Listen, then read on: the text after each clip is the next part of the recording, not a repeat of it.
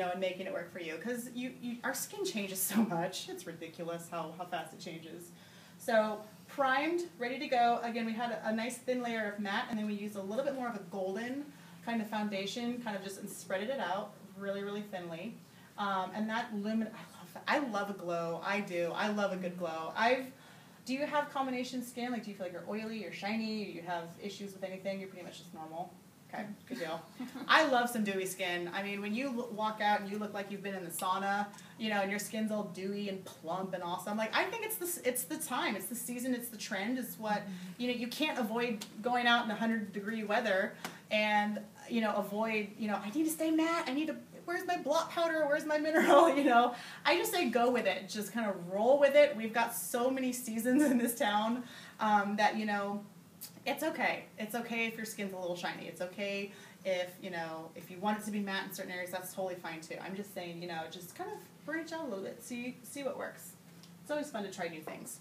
So bronzer. I loved Diva bronzer. Do you guys who uses that ever? Or is that a new thing? Is that a new thing? The Bronze Diva. Bronze Diva. You know what? This will be perfect to show us because that one, and I have Bronze Diva. Anyone use this? Really? No, yeah. Nothing. No. I use the Desert Sun. Yeah, and I use the lighter and one. I didn't give you that one. That's more. I did not have that in my sample case when I was handing them to you. Okay, well maybe we'll use sandstone instead. Can you pick me out a pretty pearly highlighter?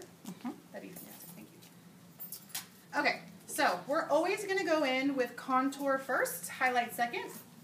That's kind of the general rule. I say whatever.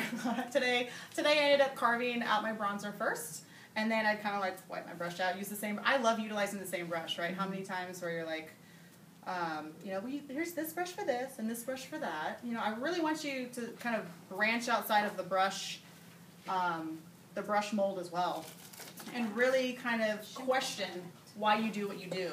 Do you do it because that's just kind of how it just says this is for that, or who would have thunk to try a powder brush for your liquid or liquid products altogether? You could use it for your foundation, your moisturizer, your primer, all that good stuff. So you heard me talk about Bronze Diva. I love. I tried it. I was a huge fan of it. I love the Bronze Diva for me. Bronze Diva for you may be a bit severe, right? We don't want to do. I'm into a contour that is probably going to be a couple shades darker than what she is. So again, you have to look at your customer. You have to utilize the knowledge that you have, utilize the products that you have, and make sure you're not carving her out. Maybe she's like, I have this bronzer, it feels really dark, I feel orange. If someone's saying, I feel orange, I feel like there's dirt on my face, there's a dirt streak on my face, it's too dark of a bronzer for her. So I'm going to opt out to do Sandstone, which is still kind of this beautiful two-toned. We're going to mix them both together. And let's see, I'm going to have you turn this way. So we're going to take the same brush. I'm going to kind of evenly get in here. And we're going to go from the middle of the ear down. She has this great cheekbone, which is where we're going to utilize a blush or highlighter. So you want to be very, very specific with where your product is being placed. Middle of the ear first. So we're going to start right here, towards the back. And we're going to start to shade it in. Oh, you know what? I think I'm going to use your road brush, if you will. Okay, thank you. Switch. Thanks. So this brush is amazing, right? Anyone use this brush ever? So not only great for blush, also great for contouring and really carving out. So now what I'm going to do is I'm going to start to take this bronzer and come around and really sweep it in. Can you have me a little bit there? So we can start to see that really start to pop. So you're going on top of the beige too? Yes, it is very minimal. I mean, you're being you're carving in a very specific way,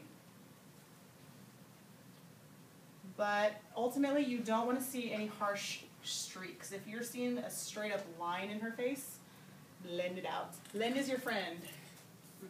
There we go. So we're going to see that side versus the other side. Wow. Right? Can we see that just one more time? Wow. Contour. It's very minimal. No contour. I used that one, so I'm going to go ahead and use another. Betcha. Is it up there? Oh yeah. It is. Thank you so much. Isn't she doing awesome? Mm-hmm. Woo! Let's give Michelle a round of applause.